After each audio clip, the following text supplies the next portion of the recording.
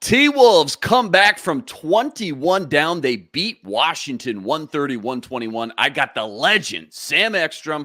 He's going to help us break it all down. It's all coming up next on the Locked On Wolves Postcast.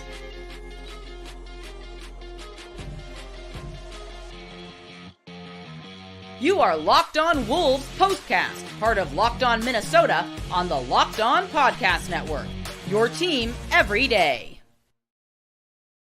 What's up? What's up? Back in the lab, back at it. Another T-Wolves Postcast episode right here on the Locked On Sports Minnesota Network. You got myself, Luke Inman, at Luke_Spinman. That's the man. He's pinch hitting, coming off cold turkey, off the bench, in the lobby at the, what are you at, the 5-star Marriott? This is Sam Ekstrom on Twitter, at Sam Ekstrom.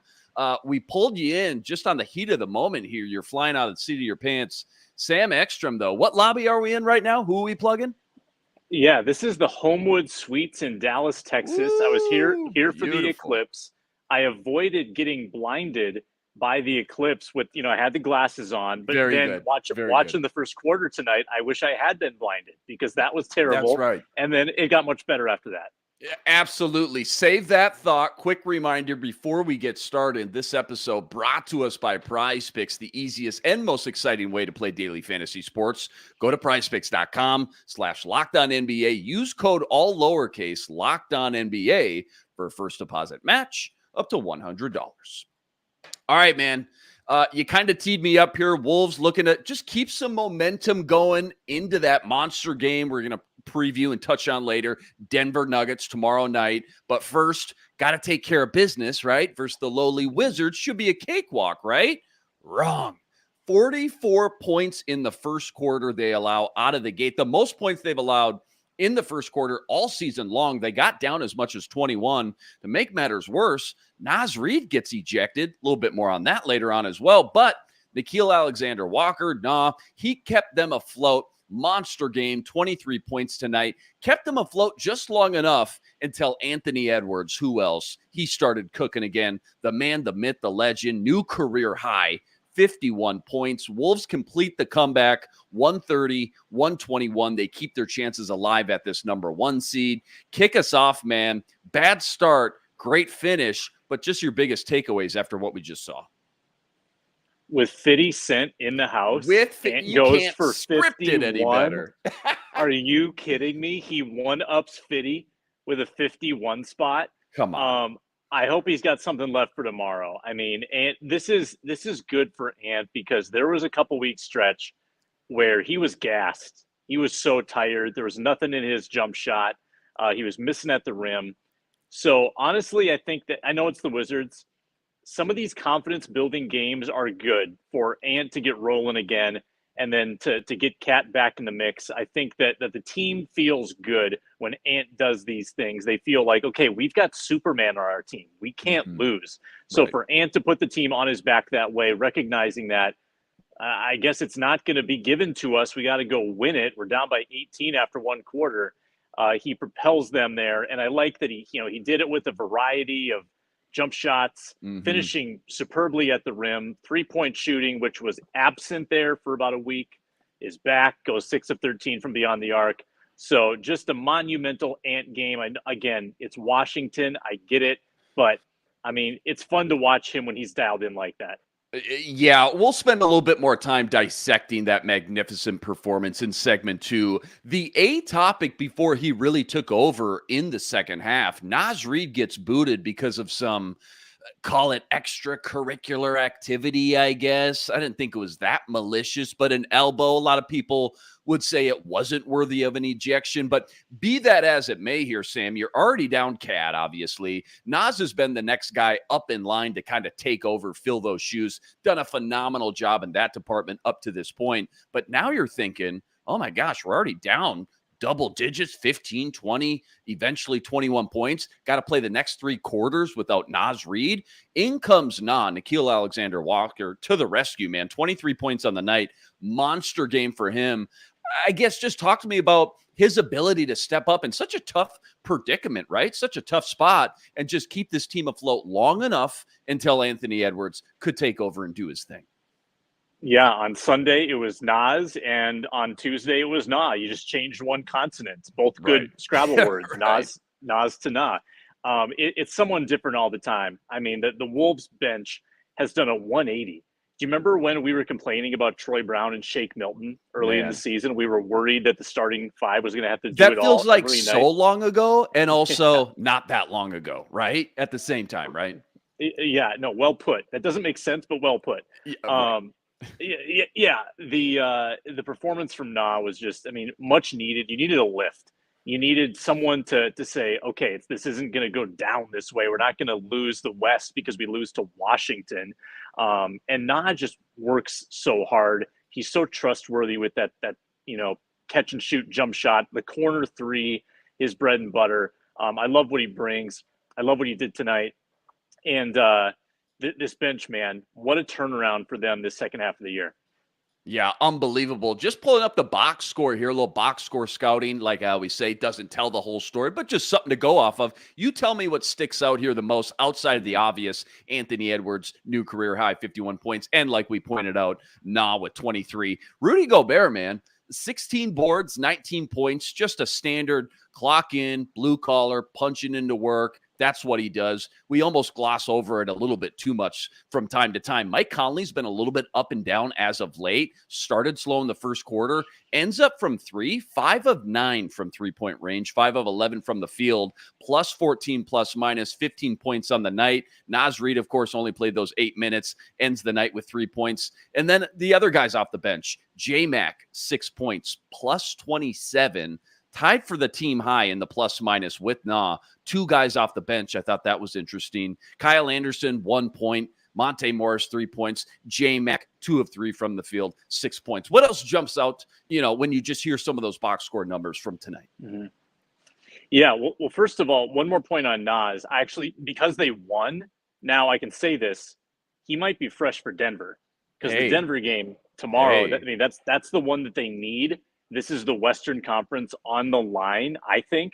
And Nas might be fresh. So I like the 8 minutes next to Nas's name. That's my number one box score takeaway. Number 2, Rudy Gobert just has his way with inferior teams. I mean, like because no one can compete with them. And it seems like too the rebounding discrepancy is just it tilts so far in the Wolves' favor when they get Rudy in those mismatches. Washington had no answer. Washington was so undermanned. We haven't really talked about this. I mean, they're an irrelevant team, but they're missing everybody. 18.5-point dogs in this game. So Rudy Gobert is physically superior to anything they're going to put up against him in the post. And I love that he rarely mails in these matchups. Like even someone like Ant, there are nights where we say you had everything in your favor and you still kind of floated through the game. We didn't see the best version of yourself. Rudy rarely does that. When you expect him to dominate in a favorable situation, he almost always does this season. 16-19, nothing to scoff at. Yeah, absolutely unbelievable. All right, let's jump to segment 2 here real quick. We'll keep diving into Anthony Edwards' career high night and where the Wolves stack up in the West right now. That's all coming up right after this. Quick reminder, tonight's episode brought to us by eBay Motors. Passion, drive, patience, what brings home the winning trophy is also what keeps your ride or die alive. And eBay Motors, they got everything you need to maintain your vehicle, level it up to the ultimate peak performance. Superchargers, roof racks, exhaust kits, eBay Motors, they got it all. And whether you're into speed, power, or style, eBay Motors has got you covered. Check this out. With over 122 million parts for your number one ride or die, you'll always find exactly what you're looking for. And with eBay's Guaranteed Fit, your part is guaranteed to fit your ride every time or your money back. Because with eBay Motors, you're burning rubber, not cash. With all the parts you need at the prices you want, it's easy to turn your car into the MVP and bring home that win. Keep your ride or die alive at ebaymotors.com. Eligible items only. Exclusions apply. eBay's Guaranteed Fit, only available to U.S. customers. Just a couple more minutes on the man of the hour, man. Got to talk about him a little bit more. Starts out slow, out the gate a little bit, at least for the bar that we've set for Anthony Edwards, right? 14 points at halftime. But to end the night the way he did, 51 points, new career high. You just never know what you're going to get. He continues to be here, Sam. We talk about it every week. Must-watch television. Like, how much does he continue to raise this bar higher and higher? And how great is this running with this high momentum? He feels like he's playing on just the ultimate confidence streak right now with only, 3 games to play. Yeah, and he even said it. I think somebody asked him when he had missed like 25 three-point shots in a row. They asked him about it, and he said, it's going to be butter for the postseason. And I think I might believe him now. The thing about Anthony Edwards is that he's kind of like the teenager that needs to get scolded every once in a while, and then puts out their best behavior going forward, or at least for a couple of weeks. Like against the Suns, for instance, Anthony Edwards was just not running the offense. The Wolves had a horrible start in that game, and this has happened a couple times recently. But coming out of that Suns game, 2 great performances from Ant. I mean, he kind of recognizes when, okay, I probably should shape up here and like I should put the foot on the pedal, and he knows when to do that. He recognizes that, okay, the last performance wasn't my best. I know how to adjust that. I know how to get it back. And to have that switch, to be able to flip that switch so quickly, it's maddening sometimes because we don't see it 82 games.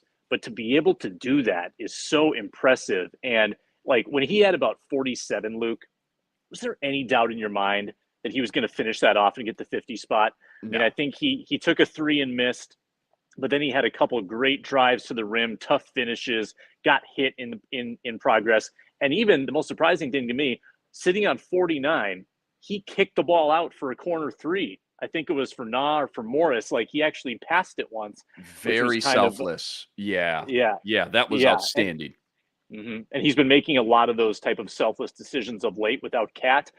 He's really seeing the floor well right now. Speaking of Cat, too, the first guy off the bench on the court celebrating with him outside of Fitty, right? Outside of 50 Cent, who, again, sitting courtside in Minneapolis. Why? I have no idea. Still trying to connect those dots. But quick update on Cat now. He's been cleared for 5-on-5 action. Word on the street, he's coming back soon, man. Real soon, it sounds like. What's the game plan look like now? If you're Coach Finch, how do you ease him back into this whole thing without kind of, ruining the momentum, ruining the new flow? They've been playing so well without him. What should our expectations look like, I guess, if we're a fan, for him coming off this 4 or 5 week injury like he is?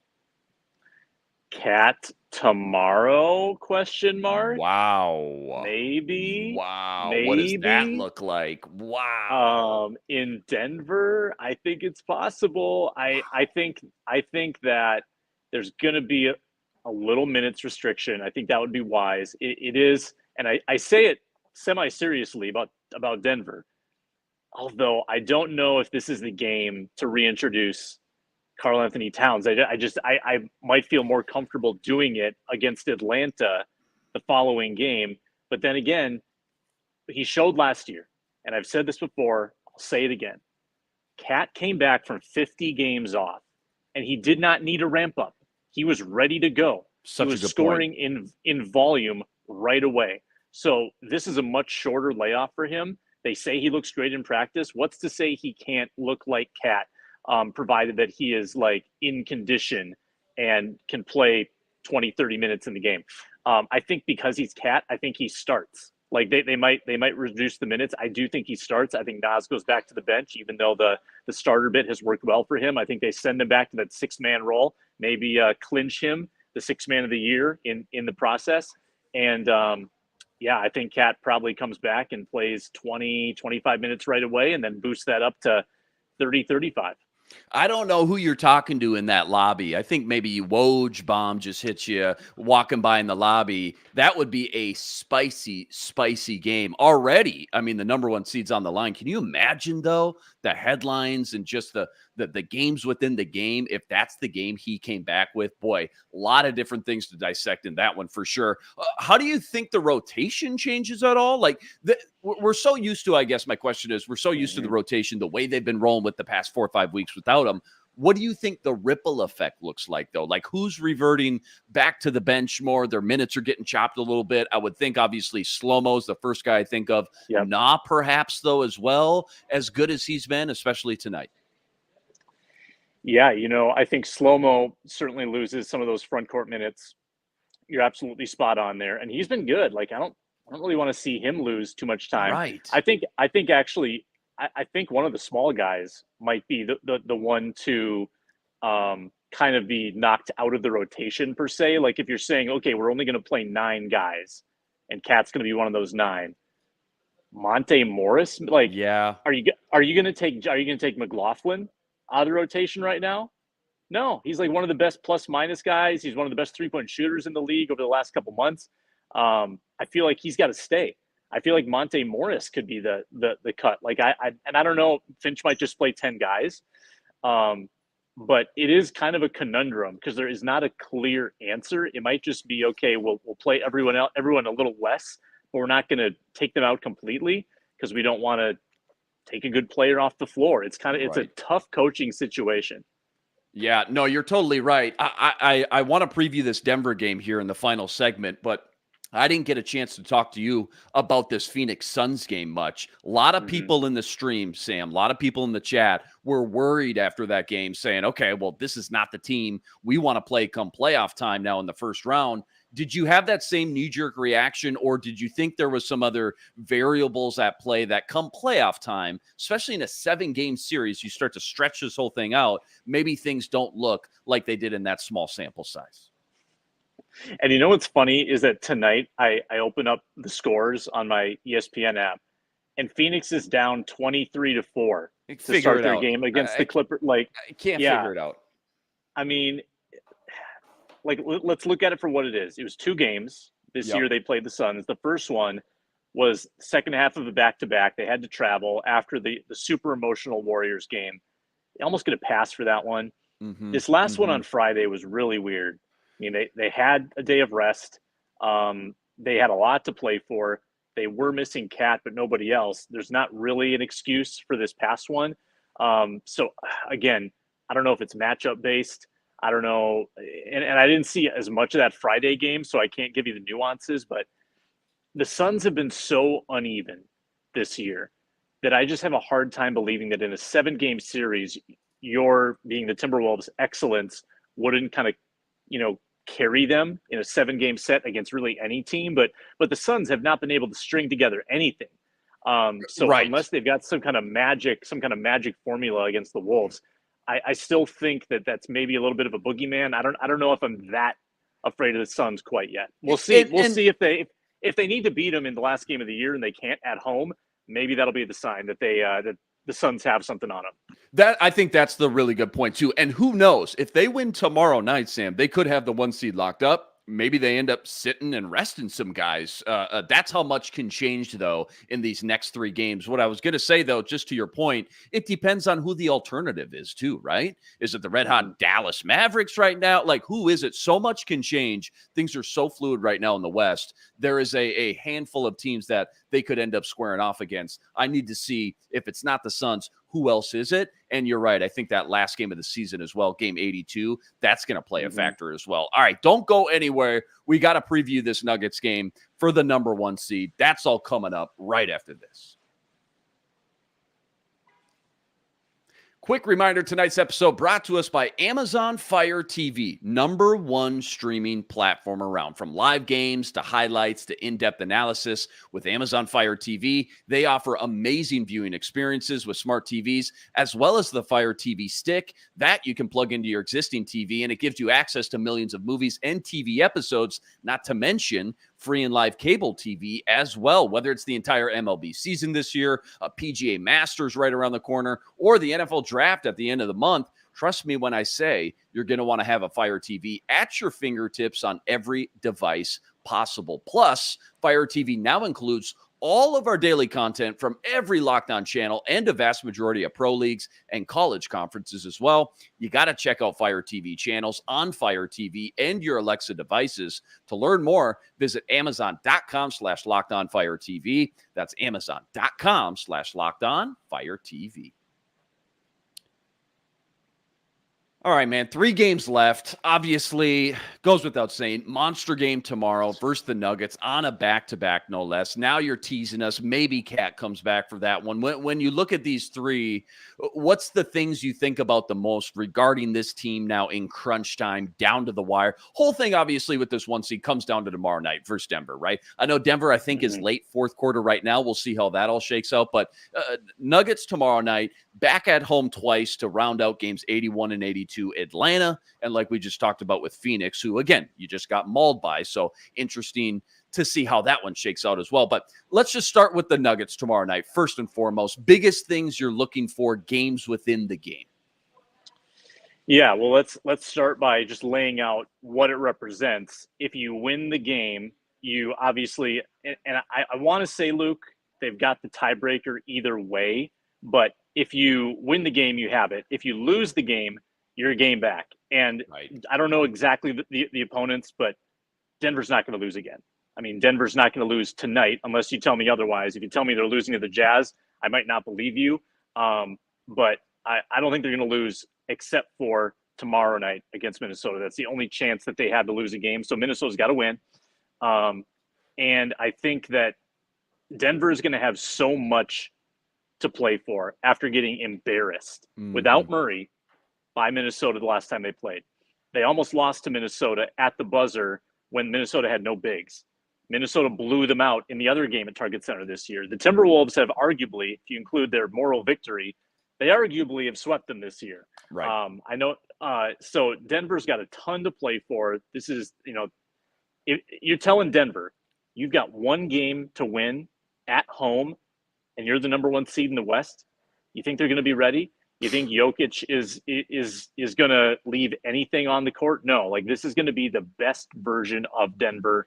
I don't believe they have any relevant injuries right now. I have to double check that. No, I don't believe they do. No, Murray back, everybody healthy. Yeah. Mm-hmm. So this is it. This is for all the Tostitos. They are playing tonight. So it's not like there's a rest advantage for them. The Wolves played too. Did Anthony Edwards expend too much energy? Worry a little bit about that. Naz Reid's going to be fresh. I'm excited about that. I'm so impressed with the way they play this Nuggets team. And you know why?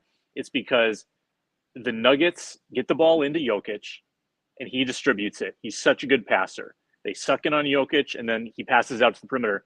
The Wolves close out so hard. They close out to the perimeter so hard, and they stifle what Denver wants to do, and they inhibit those 3-point shooters. So I want to see if the Wolves have the legs to do that for 4 quarters against the Nuggets, and they might get punched in the mouth. I mean, if they fall behind, we'll see if they can battle back. Last time they had a 24-point lead at halftime. Go ahead. I was just going to say, great breakdown there. A lot of good tidbits, and I think you're totally right as far as that goes. You got my wheels spinning now, though, about Cat.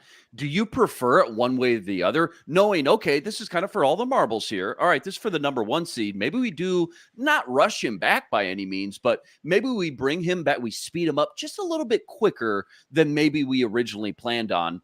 And if he doesn't play, I mean, let's just say glass half empty, you don't win the 1 seed. How bummed really are you? Again, it still depends on who you end up matching up with in the first round, but we go to bed tomorrow night. Let's just say after a loss, 1 seed, that's out of grabs, most likely at that point. How bummed are you really, though, at the end of the night? Boy, it's a great question. Like right now, it looks very good chance that they are the 2, if not the 1, because they've got that lead on OKC. So if they're not the 1, but they are the 2, you get 2 home court advantages in the first and second rounds. That's a pretty good consolation prize. You obviously, the reason you want to be the 1 is so that you only have to play 1 out of OKC or Denver. If you're the 2 seed, you probably have to go through both. That's the difference. And that is a pretty big difference. But I think as far as Cat is concerned, you do want to see him in this rotation for 3 games before the playoffs. I mean, you're running out of time to have that integration. So it may benefit you come playoff time.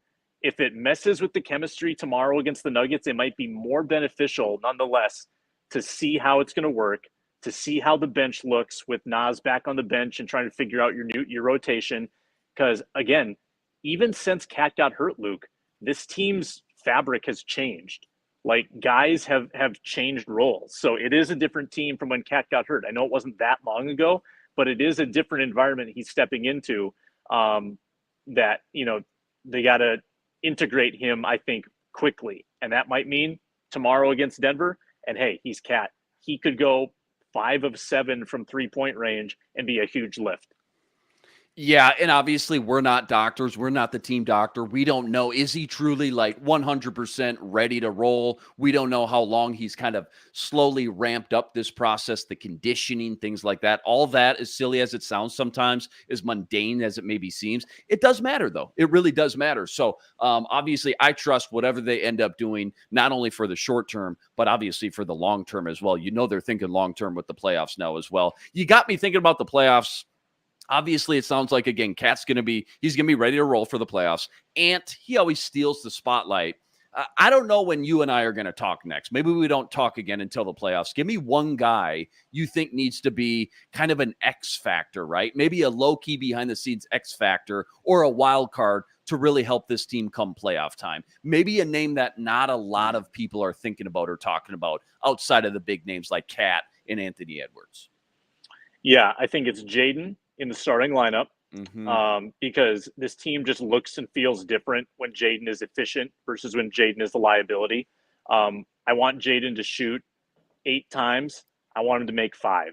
Like, I'm not asking for it that much. I just want him to be smart and make the open shots. On the bench, it's Slow-Mo. Slow-Mo is the veteran presence that's going to stabilize things. Like, if there's a run happening against the Wolves in a playoff environment, Slow-Mo is the one who's going to have the right words to say. He's going to make the right decisions, and he can even hit like a big shot in those moments. I trust him in the playoffs, even though he's not everyone's favorite player. He's not the sexiest player around. I like his playoff pedigree. I think you're so right. You and I talked right after the break, the All-Star break, coming out, okay, what's the key to this second half? And we talked about turnovers and the three-point shot and things like that. When it came to talking about specific players, though, I think you just nailed it. He's been a guy that we've both had circled for a while that needs to be that kind of X factor and kind of take some pressure off some of the big guys when needed. All right, last one. I know you're hanging out in the hotel lobby. We'll get you out of here. Did you see the championship game last night? UConn versus Purdue. Final thoughts. Wrap it up. Put a bow on March Madness 2024 for us. Yeah, the year of the big men. Yeah, no kidding. Edey was awfully good in the first half. Klingon got him back in the second half. How about UConn? I mean, that's 12 straight tournament games they've won by 13 points or more, which really makes it less fun because they're just blowing teams out. They crushed a lot of brackets. I mean, like, obviously you had them, so congrats to you, bracket pool winner. Had UConn. Sometimes you go chalk every 4th, 5th year. You just go chalk. You end up taking it home. But yeah, okay. Yeah, I mean, like, I'd say a lot of people that you try to beat the favorites, right? You don't want to go straight 1 seeds. You're not even getting a sniff against UConn. They just demoralized you, especially coming out of halftime. So it's the year of the Husky. But also it's the year of women's college basketball too. I mean, what a show. How good was that Final Four? And the championship game too. It wasn't as dramatic at the end, but to come back the way South Carolina did, Caitlin Clark's final college game, great weekend. Men, women, like, 4 straight days where we got to watch high level ball. Good stuff, my man. We'll let you get out of here. He's live from the Marriott lobby. Wolves down 21 in the first quarter. They battle all the way back. They get the comeback win over the Wizards, 131-120. Next up, it's a back-to-back with the reigning champs with the number 1 seed on the line. Tip-off for that one. It's a late one. 9 p.m. Central Standard Time. As always, huge shout out to all you guys that joined us on the stream here. Rest assured, we'll be back each and every game, same time, same place right here to break it all down. And quick reminder, make sure you check out Sam and the entire crew on the Minnesota Basketball Party each and every Wednesday. That means a brand new episode dropping tomorrow morning. Can we get just a quick little tease of what you, our guy Jack Borman, Gophers legend Ron Johnson, Carol Evans, Reggie Wilson, what you guys might be discussing on tomorrow afternoon show? Probably a lot of the same that you heard tonight, obviously reacting to Ant's 50 piece, previewing the Denver game. But Ron Johnson tells me that he's going to go off about the women's Final Four. He's going to produce some viral content tomorrow. So Ron's going to be dialed in. Make sure you check it out. And what movie will he reference during that rant? Stay tuned to find out. Unbelievable. Absolutely love it. And don't forget to Ben Beacon, our guy Ben Beacon, man, he does such great work. He's always ripping it up over on the Locked On Wolves podcast each and every day as well. All right, that'll do it for us tonight. He's Sam Ekstrom on X, at Sam Ekstrom. I'm Luke Inman on X, at Luke_Spinman. Until next time, signing out.